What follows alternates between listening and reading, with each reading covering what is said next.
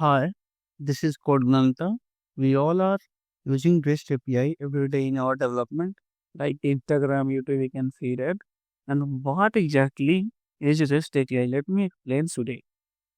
So, API stands for Application Programming Interface. You can imagine it like a librarian. Here you can see the image. Let's see the image. API acts like a librarian.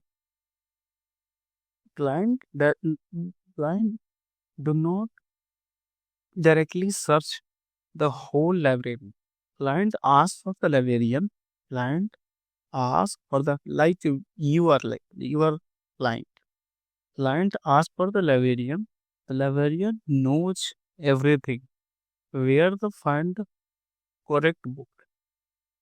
And ask for the librarian. Librarian go to the server and pick the data for you and send it back to you in the JSON format. Rest stand for representational state transfer. It's simply set of rule for building the API. Building the API. Rest says use TechATP, treat data as a resources, use a clean URL, keep everything stateless. There are three things. That's to remember in your mind. So get request. Here you can see that get all the user. One means get a specific user. Post means create the user. So here you can see that user is either a resources and each resources its own URL. So HTTP method. We have a HTTP method.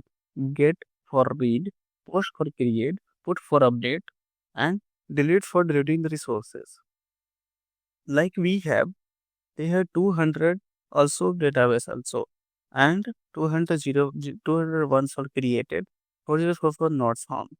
Stateful. Stateful, we have a stateful also.